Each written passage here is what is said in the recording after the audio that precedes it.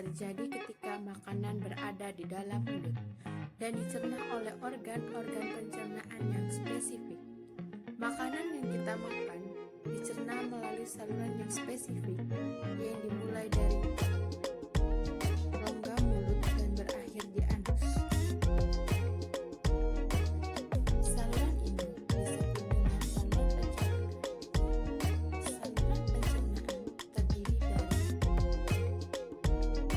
buccal cavity atau rongga mulut, oesophagus atau kerongkongan, stomach atau lambung, Langenisten atau usus besar, Schmalisten atau usus halus, rektum, dan anus.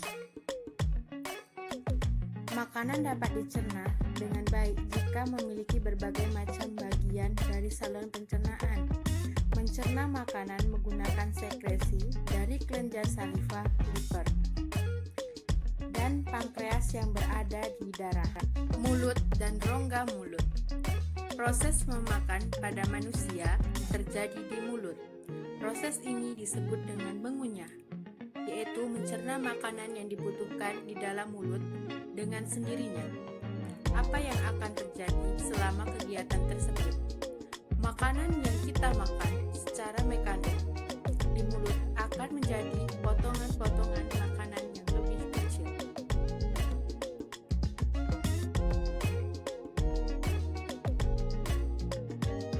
Kelenjar ludah pada makanan. Selama proses mengunyah, makanan dicampur dengan saliva atau ludah. Saliva mensekresi dari kelenjar saliva yang terletak di depan telinga dan terletak di antara kedua sisi apeks lidah. Saliva merubah aluminium pada makanan menjadi gula dan juga melembutkan makanan. Lidah. Makanan dapat dideteksi oleh lidah, yaitu melalui alat pengecap di lidah. Lidah merupakan jaringan otot perasa yang berada di rongga mulut. Lidah bebas untuk berpindah arah dan menjulur ke depan. Saraf pengecap pada lidah disebut dengan papila lidah, yang dapat merasakan rasa makanan yang berbeda. Esophagus atau jalan makanan.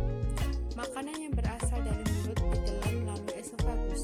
Di dalam esophagus terdapat epiglottis yang akan mengatur makanan agar tidak masuk ke tenggorokan. Di dalam esophagus terdapat gerakan peristaltik yang dapat mendorong dan meremas-remas makanan menuju lambung.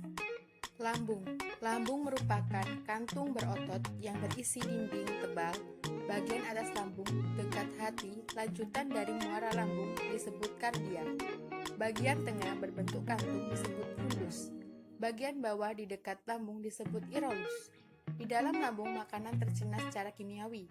Makanan dihancurkan oleh getah lambung menjadi bungkus. Getah lambung terdiri dari atas air, asam lambung atau asam klorida, serta enzim pencernaan yaitu pepsin, renin, dan lipasin. Proses pencernaan juga terjadi secara mekanik karena dinding lambung dari otot yang mengalami fase kontraksi dan relaksasi. Usus halus. Usus halus merupakan saluran paling panjang sekitar 7,5 meter. Proses pencernaan berlangsung secara kimiawi dengan bantuan senyawa kimia oleh usus halus, serta dari kelenjar pankreas yang dilepas ke usus halus. Hati merupakan kelenjar terbesar pada tubuh manusia yang terletak di atas lambung sebelah kanan dan berwarna coklat. Hati mensekresi cairan yang berasal dari kantung empedu atau gallbladder. Kantung empedu berwarna kehijauan yang berfungsi mengemulisir lemak dan menetralkan asam. Pankreas berbentuk seperti daun dan berwarna keabu-abuan yang terletak di bawah lambung. Pankreas menghasilkan getah pankreas yang terdiri atas air, garam, sodium bikarbonat, dan enzim. Enzim tersebut adalah amilase, lipase, dan tripsinogen yang belum aktif. Amilase berperan mengubah zat tepung menjadi gula. Lipase berperan mengubah lemak menjadi asam lemak. Sedangkan tripsinogen berubah menjadi tripsin, dan tripsin mengubah protein dan amilum. Makanan yang telah dicerna siap untuk diedarkan oleh darah. Penyerapan sari-sari makanan berada di usus halus. Sari-sari makanan diserap oleh usus halus. Penyerapan atau ileum yang dilakukan oleh junjot usus atau villi yang menjadikan permukaan penyerapan menjadi luas. Villi tersusun oleh pembuluh darah, pembuluh limfa atau lakteal, dan seni betelium.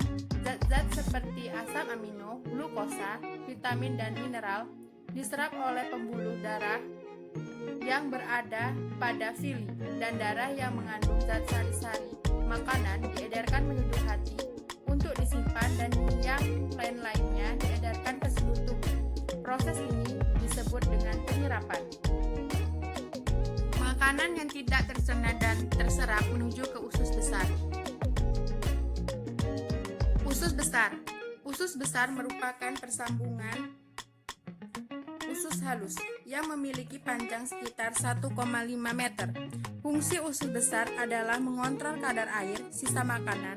Air sisa makanan berlebihan akan diserap kembali atau reabsorpsi, sedangkan kurang akan ditambah pada usus besar. Terjadi proses pembentukan feses yang selanjutnya dibuang melalui anus.